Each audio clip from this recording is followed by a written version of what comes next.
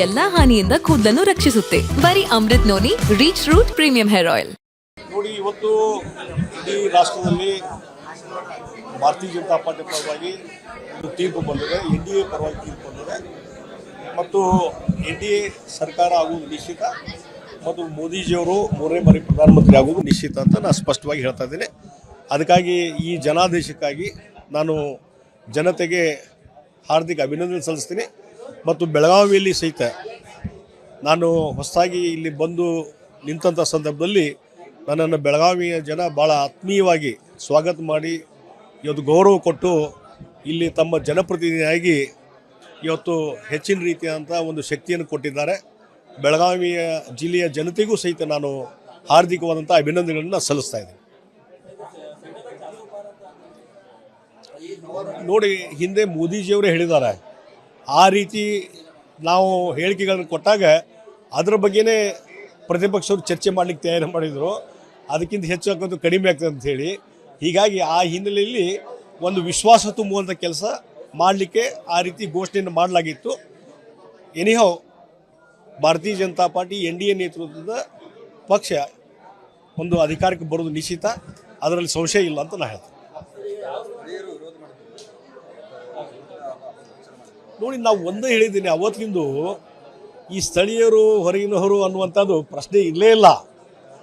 ಅದು ಕಾಂಗ್ರೆಸ್ನವರು ಹುಟ್ಟು ಹಾಕಿದಂಥ ಒಂದು ವಿಷಯ, ಅದು ಜನರ ಮನಸ್ಸಲ್ಲಿ ಅದು ಇರಲೇ ಇಲ್ಲ. ಜಗದೀಶ್ ಶೆಟ್ಟರು ಏನನ್ನೋದು ಇವತ್ತು ಬೆಳಗಾವಿ ಜನತೆ ಗುರುತಿದೆ. ನಾನು ಎರಡು ಸಾರಿ ಉಸ್ತುವಾರಿ ಸಚಿವನಾಗಿ ಕೆಲಸ ಮಾಡಿದ್ದೇನೆ, ವಿರೋಧ ಪಕ್ಷ ನಾಯಕನಾಗಿ ಈ ಭಾಗದ ವಿಚಾರಗಳ ಬಗ್ಗೆ ಧ್ವನಿ ಎತ್ತಿದ್ದೇನೆ.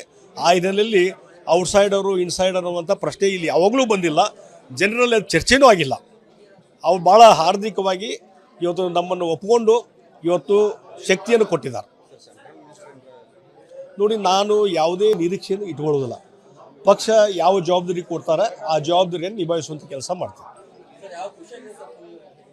ಡೆಫಿನೆಟ್ಲಿ ಇವತ್ತೇನೋ ಈ ದೊಡ್ಡ ಅಂತರದಲ್ಲಿ ನಾವು ಮೊದಲಿಂದ ಹೇಳ್ತಾ ಇದ್ದೇವೆ, ದೊಡ್ಡ ಅಂತರದಲ್ಲಿ ನಾವು ಗೆಲ್ಲುವ ಸಾಧನೆ ಮಾಡ್ತೇವೆ ಅಂಥೇಳಿ. ಆ ರೀತಿ ಬೆಳಗಾವಿ ಜನತೆ ಆಶೀರ್ವಾದ ಮಾಡಿ ದೊಡ್ಡ ಅಂತರದಲ್ಲಿ ಗೆಲ್ಲಿಸಿದ್ದಾರೆ. ಅವರಿಗೆ ನಾನು ಅಭಿನಂದನೆಗಳನ್ನು ಸಲ್ಲಿಸ್ತೀನಿ. ಈ ಒಂದು ಜನತೆಯ ತೀರ್ಮಾನ ಯಾವ ರೀತಿ ಇರ್ತದೆ, ಒಂದು ದೊಡ್ಡ ಶಕ್ತಿ ಇರ್ತದೆ ಅನ್ನೋದಕ್ಕೆ ಇದೊಂದು ಉದಾಹರಣೆ ಅಂತ ಹೇಳ್ತೀನಿ.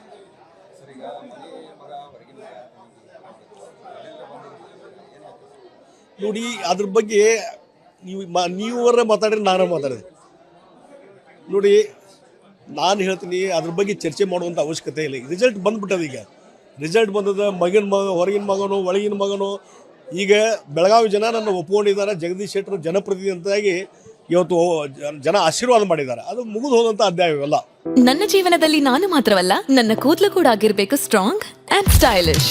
ಬರೀ Amrut noni reach root premium hair oil ನೊಂದಿಗೆ. Reach root premium hair oil. ನೋಡಿ, ಹಣ ಹಂಚಿಕೆ ಇಷ್ಟೆಲ್ಲ ಇದ್ದಾಗೂ, ಅಧಿಕಾರ ಮತ್ತು ಹಣ ಹಂಚಿಕೆ ಇದೆಲ್ಲ ಇದ್ದಾಗೂ ಸಹಿತ ಜನ ಇವತ್ತು ಒಂದು ತೀರ್ಮಾನ ಮಾಡಿದರೆ, ತೀರ್ಪು ಕೊಟ್ಟರೆ ಎಲ್ಲವನ್ನು ಮೀರಿ ತೀರ್ಪು ಕೊಡ್ತಾರೆ ಅಂತ ಇದು ಉದಾಹರಣೆ. ಬಹುಶಃ ಇದೊಂದು ಇಡೀ ರಾಜ್ಯದಲ್ಲಿ ಒಂದು ಉದಾಹರಣೆ ಅಂತ ಹೇಳ್ತೀನಿ. ಬರೀ ಹಣದ ಮೇಲೆ ಚುನಾವಣೆ ನಡೆಯುವುದಿಲ್ಲ, ಹಣದ ಮೇಲೆ ಚುನಾವಣೆ ನಡೆಯುವುದಿಲ್ಲ ಅನ್ನೋದು ಇದೊಂದು ಉದಾಹರಣೆ. ಅವ್ರು ತಿಳ್ಕೊಂಡ್ಬಿಟ್ಟಿದ್ರು, ಹಣದ ಮೇಲೆ ಎಲ್ಲವನ್ನೂ ಸಾಧನೆ ಮಾಡ್ತೀವಿ ಅಂತ ತಿಳ್ಕೊಂಡಿದ್ರು. ಅದಕ್ಕೆ ತಕ್ಕದಂಥ ಉತ್ತರ ಬೆಳಗಾವಿ ಜನತೆ ಕೊಟ್ಟಿದ್ದಾರೆ. ಅನುಕ್ಷಣದ ಸುದ್ದಿಗಳಿಗಾಗಿ ವಿಸ್ತಾರ ನ್ಯೂಸ್ ಯೂಟ್ಯೂಬ್ ಚಾನೆಲ್ ಸಬ್ಸ್ಕ್ರೈಬ್ ಮಾಡಿ. ಹೊಸ ಸುದ್ದಿಗಳ ನೋಟಿಫಿಕೇಶನ್ಗಾಗಿ ಬೆಲ್ ಐಕಾನ್ ಕ್ಲಿಕ್ ಮಾಡಿ. ಲೇಟೆಸ್ಟ್ ಅಪ್ಡೇಟ್ಸ್ಗಾಗಿ www.vistaranews.com ವೆಬ್ಸೈಟ್ಗೆ ವಿಸಿಟ್ ಮಾಡಿ. ಅಂಗೈಯಲ್ಲೇ ಜಗತ್ತಿನ ಸುದ್ದಿ ತಿಳಿಯಲು ವಿಸ್ತಾರ ನ್ಯೂಸ್ ಕನ್ನಡ ಆಪ್ ಡೌನ್ಲೋಡ್ ಮಾಡಿ.